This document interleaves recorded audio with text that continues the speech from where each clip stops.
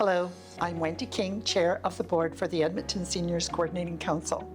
This year marks a truly special milestone, 20 years of collaboration, connection, and commitment to acknowledging the contributions seniors make to a healthy community. The video you are about to watch reaches back over the past 20 years, and a few of the founders of the council were interviewed about this milestone.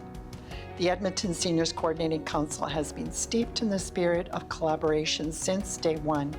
Our purpose is to make Edmonton age-friendly for older adults to age well. When we started the age-friendly movement here in Edmonton, it has helped to galvanize people around common issues and spark actions that have resulted in lasting change.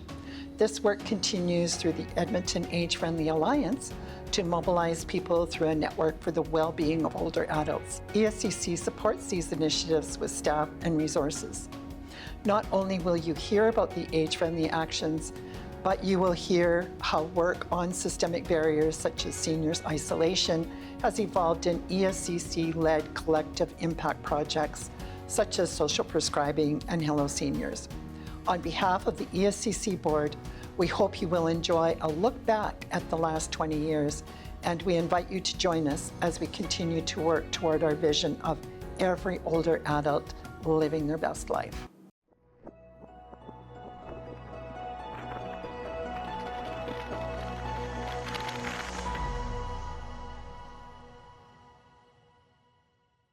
So the idea in establishing the Edmonton Seniors Coordinating Council was really to support planning ahead for changing needs of seniors in our community. We recognized the seniors population was growing rapidly, and we had all of these seniors organizations, but they weren't networked. They didn't collaborate in advancing policy in any way. We did a task force which looked at a variety of different topics that affect seniors' lives. The task force had involved a lot of older adults and caregivers and people that worked in senior serving organizations along with funders. And the process took over a year and a half to really understand what was going well and where there were challenges in our community. There's many issues that needed to be addressed in the sector, and so it was recognized that we needed an organization to do that. The big challenge was taking it to City Council and selling them on the idea that they needed to fund a coordinating council that would be sustained over time and help to advance the services for seniors in the city of Edmonton. You never get everyone on board, but we were determined.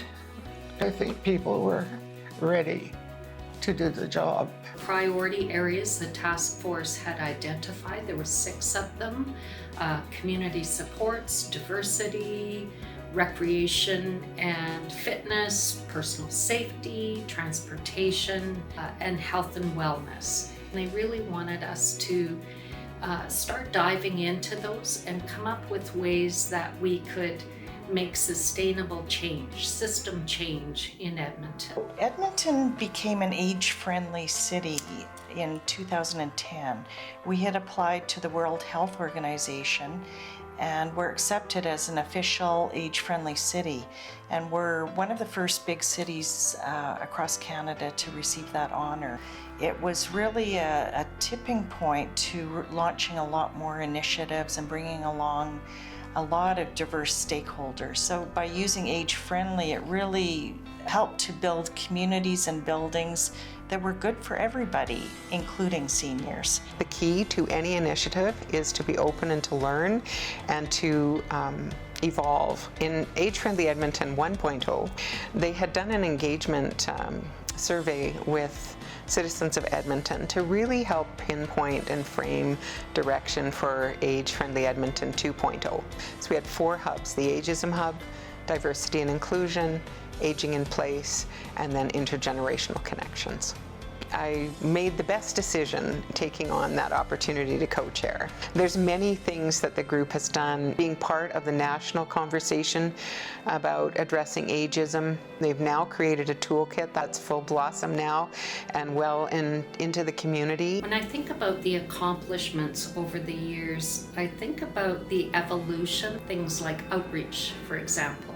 Back in 2009, we did a project where we were looking at aging in place and creating a framework to improve outreach services to Edmonton's isolated seniors population. Back in 2011, we looked at all the various components of community supports that would be required to help a senior be able to stay living in their home as long as they wanted. So, for example, the work focused on the central phone line ended up creating the seniors information phone line, which is 211.